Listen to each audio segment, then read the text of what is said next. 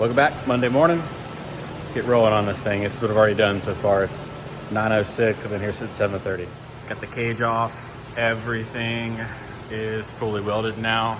It's getting ready to go back on for the final time. Weld my B-pillars, bolt those down, and weld them on the corners. Ready to grind, waiting on seal it to dry. Let's get it back on. Cage is welded in. Got those on. Got the center one done. And I got welds holding that down along with all the bolts. So, guess you could say it ain't going anywhere. So after lunch now, got the plastics on. Got them all trimmed up so the tubes fit in them. The door here, stuck on the lift. Door here, latches. Boom. You see a little bit of the tube there, but we'll paint it. It'll look cool. It latches, it clears. Still have to make a secondary latch for the bottom right here. I got spring pins ordered from McMaster Car. Be here tomorrow. But kind of fits. I had to cut the corner of the dash out. This outside, we'll call it the fender piece. I had to cut it up, obviously. But there you go. Even got the driver's side dash piece put back on and this one on. It's cut out and good to go. This side's a little different. All over there I've got to make a tab that comes off the cage that holds that fender and dash. Over here, luckily since this is where the gas fill is, I can just put a through bolt right there. That'll hold those tight, and then it gets a factory through bolt right here. So that fender's on, obviously we're on the bottom. So what I'm doing right now, go back over here, is making the bar that ties in where the windshield bar is, over and down. Got the indicator here set at 50. Kind of hold it up there roughly. It looks about right. We'll bend to 50 up real quick. And the tube bender over there, and see what it looks like. There we go. 50 degree. Fits about right. All right, back again. Another day, today's Tuesday. I got the shock braces tacked in place. I need to take the coilovers out to be able to weld them up. So they are in, they tie up to the cage. I've got the radiator wedged in place here, kind of where I want it to live. And I've got the rear packing tray cut, wherever the other piece is over there, the center piece. So I got just the wings cut, so I use those as reinforcements for the fenders here. We're gonna keep this over there. Right now we're cutting a tray right here that will weld in. But this is kind of what we got going on. So over here. Oh, and I got the chase light brackets getting cut. Satan's here today.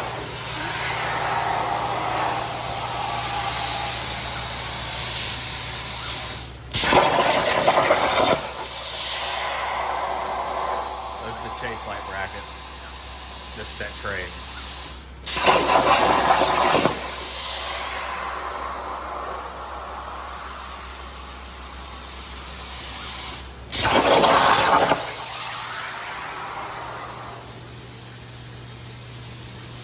All right, we got the chase light brackets welded on fully, and we have our plate back here. Already skillet coated it, the underside, so when it comes time to paint, I don't have to worry about the bottom. But I just did a random assortment of bolts. I have to drill a hole for a third mount there. Those just bolt through. Give me a nice accessory plate, maybe my 2 spare CVs, and the rad flow hydro jack. All right, what I think we're gonna do next is we've got to make the hoop that is gonna go up over the radiator, or actually I say slightly behind the radiator. That's just to protect it. So if we do roll, the radiator does not get crushed. Went ahead and mounted the shocks reservoirs back to where they're gonna go. They're gonna go live where they were beforehand. Factory, they're rotated up, but again, if you roll, you crush your shock reservoirs, and that's not good, so you rotate them in. But I got my little cheater tube here. Shows where the clamp is in the machine. That way you can calculate how far start to bend is. That's what that black mark is. And it can also do your math of how much tube you use up as you bend, because it actually shrinks, believe it or not. And then that is end of bend, which almost lines up. And then you do yourself some extra, just so if you have to measure something. And how this works is, this will live about right there. You can kind of do that. So you can see, when it comes time to notch, right about the start of bend is where we'll cut, because that'll come in. All right, so outside of tube to outside of tube where it meets the radiator, because these tubes are not square, they kind of come down, is 49 inches outside to outside. Walk over here. I like to use the floor. Could use a sheet of aluminum or something, but the floor works. You see all my drawings from previous tube bends. Draw a straight line on the ground, 49 inches, measure from there over here, you get your 49. Cheater tube, the big long line right there is where it's in the clamp of the tube bender. Set it on there, make it parallel. It comes around, boom, boom, boom, boom, boom. Halfway is this line right here. Boom. Count all your lines, throw you a tape measure down if you need it. Boom. That measurement to that measurement is 31.5. That's center of tube. We're doing 290s. Times 2 is 63. Cut a tube at 63 inches. Mark the center, 31.5. And then all you have to do is load your tube into the tube bender on the end. 290s that oppose each other, and then we have our hoop. I'll be back when that's done. The head welded on, it's good. I went with the a call. I was gonna come straight down with the tube. Made the call. Hot boy status right here. It looks cool. It looks cool and just fits it. Fits it a little better. You know, I got no straight up and downs. Even those aren't straight up and down. Those lean forward. So angle it back. It looks cool. Protects the radiator well. You see it smoking still. It's just got done welding it. So next, we're gonna bring a tube from either here-ish down to there, or I'm looking at doing there down to the back of the tire carrier, just to tie everything in. Let me get the vindicator and put the tire back up there and see what we got. All right, fast forward, that's in. Made tubes that came down there and there. I just butt welded those. They are just there to be there. They're not part of the safety structure. They're just there. Figured provide a little bit of support in case I do roll it. It keeps this tube from coming down, just a little bit of support. Nothing crazy. No real options for that. Just how it attaches, because I want to run fenders. So getting ready to put the radiator back in and make mounts for the radiator. All right, getting ready to leave. It is very late, but had to get some stuff done. So got the radiator mounted. It's all in and done. So moved on to the roof. It's all done. And then right before I left, I had to get some motivation for tomorrow. Got the PRP steering wheel put in with the push button to talk. I have to call Rugged and get a new one because I just have a wrap around the steering wheel type. I need the bolt through push button type. And got the seat in as well. I've been hopping in and out, trying to find the best way.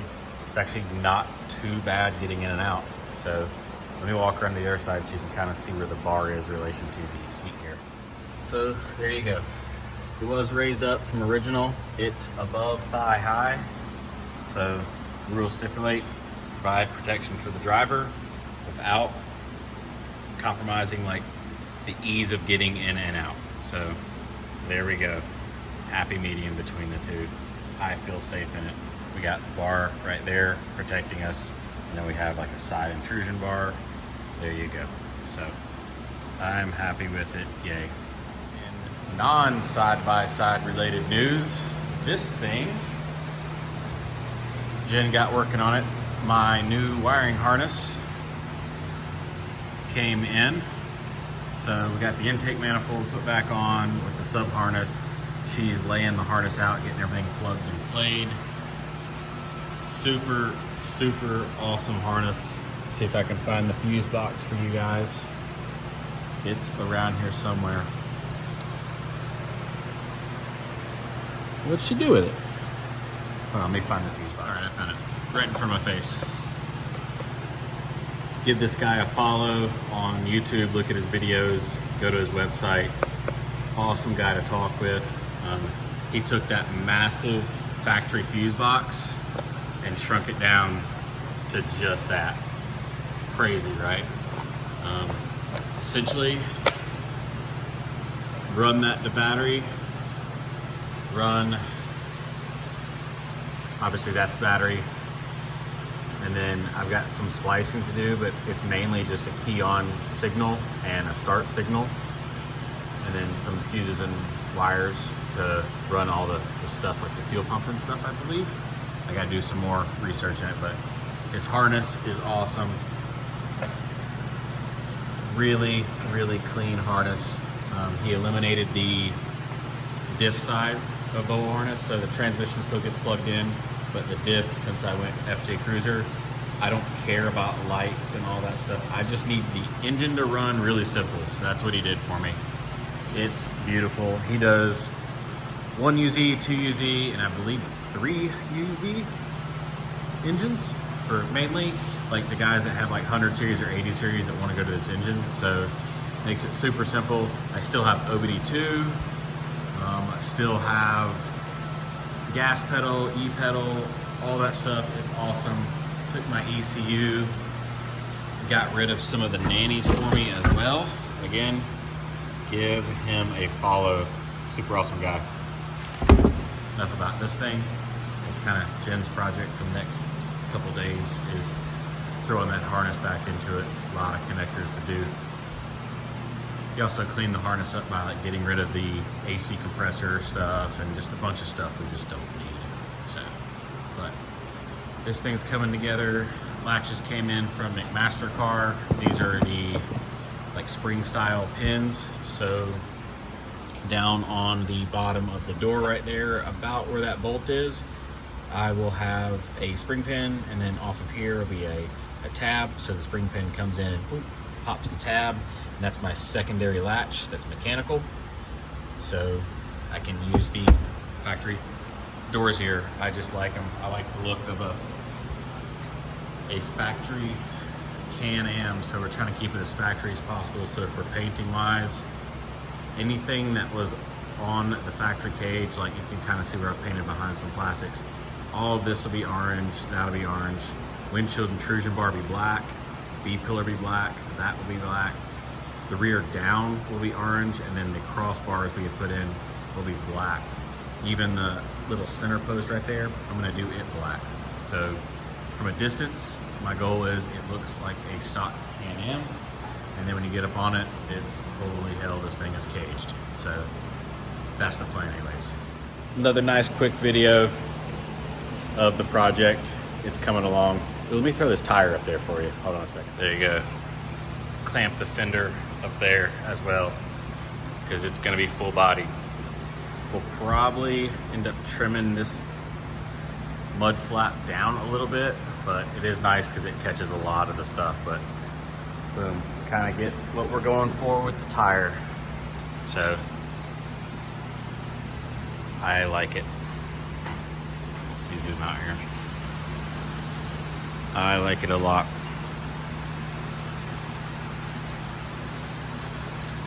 There you go. Thanks for watching. I'm gonna go home and get some dinner. See you guys later. Bye.